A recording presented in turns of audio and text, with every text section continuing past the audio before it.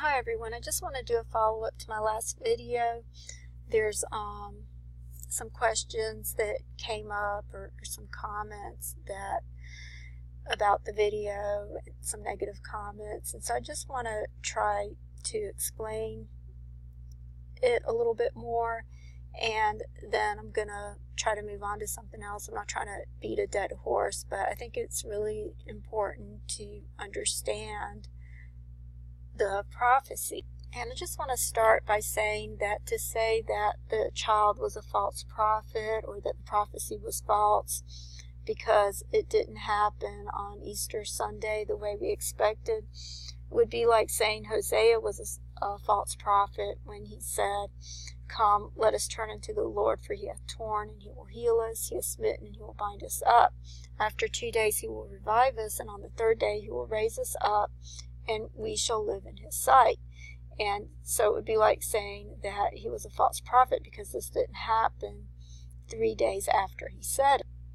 Okay, and I just want to point out that this is the same thing that Jesus was talking about when he said, "Destroy this temple, and in 3 days I will raise it up." And the Jews said, 46 years was this temple in building, and wilt thou rear it up in 3 days? But he spake of the temple of his body. And of course, Jesus did resurrect after 3 days, but I believe the temple of his body that it's referring to here is also the body of Christ. And so this is referring to the millennial temple, which will not be complete until the end of the millennium. So it's been 2,000 years since Jesus died and resurrected, but then the third day begins at the beginning of the millennium, and then at the end of the millennium, the temple will be completed at the end of 3 days or after 3 days. And so that's when this prophecy will be completely fulfilled.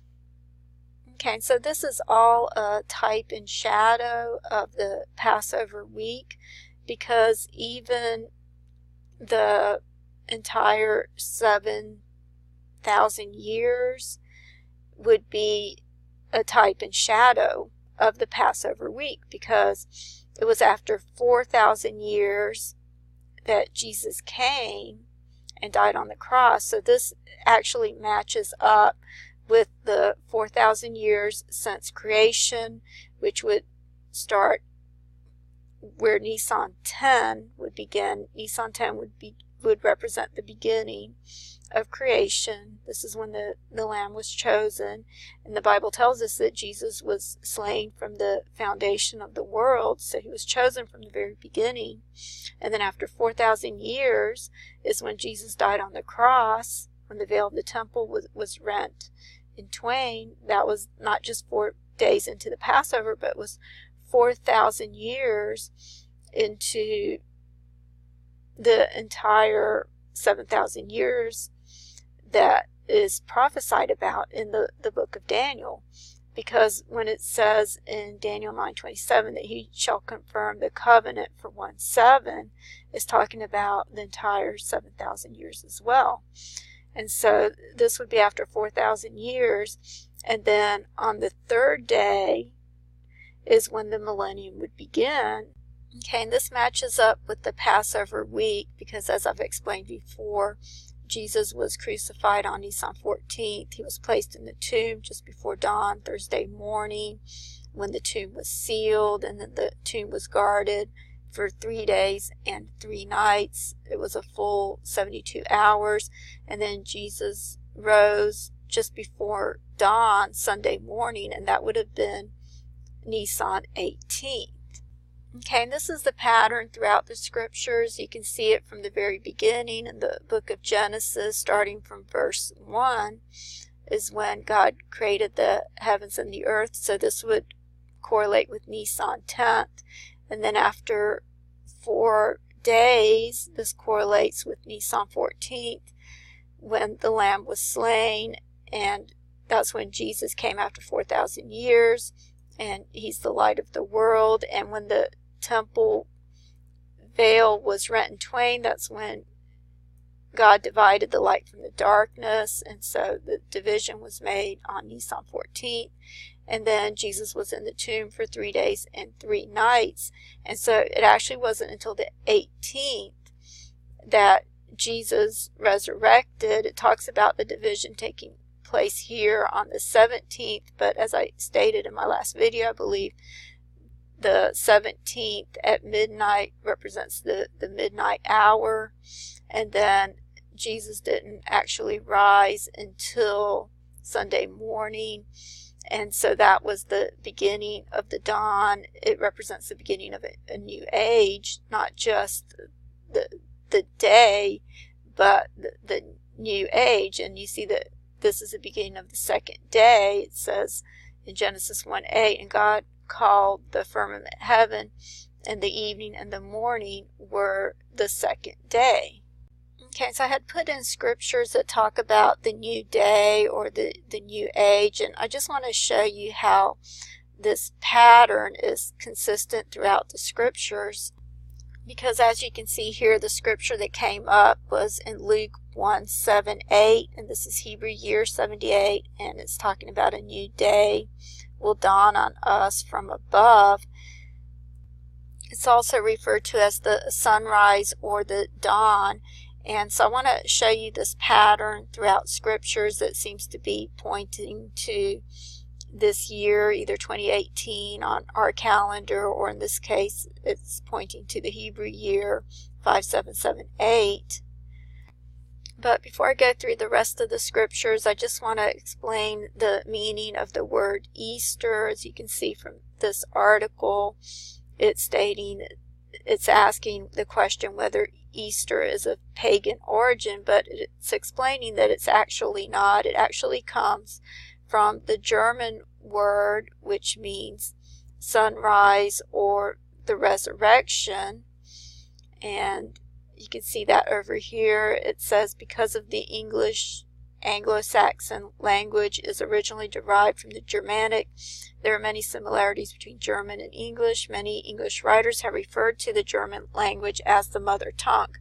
The English word Easter is of German Saxon origin and not Babylonian, as Alexander Hislop falsely claimed. The German equivalent is Ostern, meaning modern day equivalent, is related to Ost, which means the rising of the sun, or simply in English, east. Oster comes from the Old Teutonic form of Aufstehen or Aufstehung, which means resurrection, which in the older Teutonic form comes from two words, Esther, meaning first, and Stephen, meaning to stand. These two words combine to form Esterhen, which is an old German form of Aufstehen, the modern day German word for resurrection. So it's either referring to the resurrection or the rising of the sun or the dawn.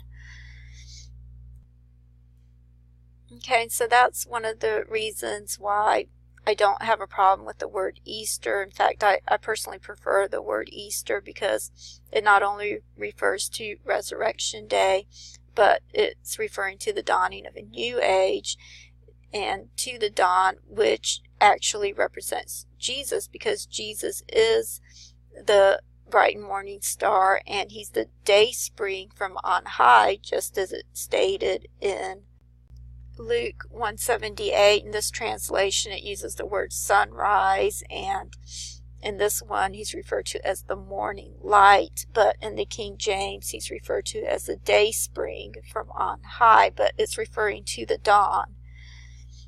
In Revelation 22:16, Jesus said, I, Jesus, am the root and the offspring of David and the bright and morning star. So Jesus is the morning star. He's the rising sun, the true rising sun. Of course, Lucifer likes to attribute that to himself, but Jesus is the true morning star.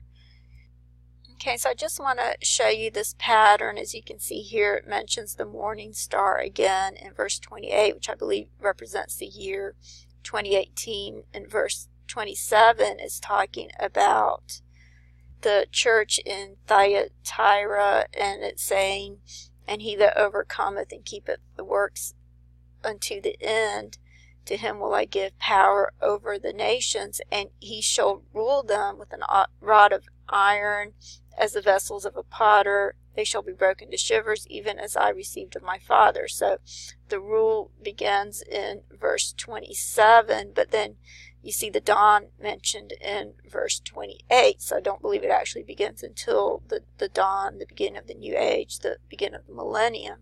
And you see that comes up in verse 28. But I just want to show you something interesting, because if you look at the word star in the Greek, it's the word asteri or aster in the English transliteration.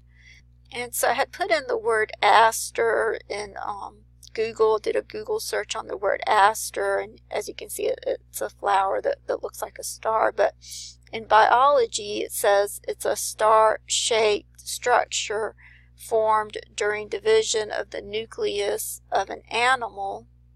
And so I put in aster and biology just to get a visual image of it. And as you can see, these are asters over here. And I was reminded, when I saw that this was referring to mitosis, I was reminded of a table that I did on the word mitosis.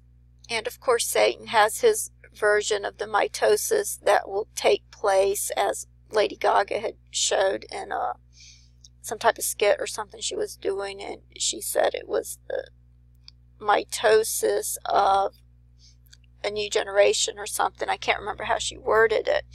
But when you put in the words mitosis, you see that it comes up in Ezekiel 2017 and 2018. And I had explained when I did the video on that, I had put in some other terms.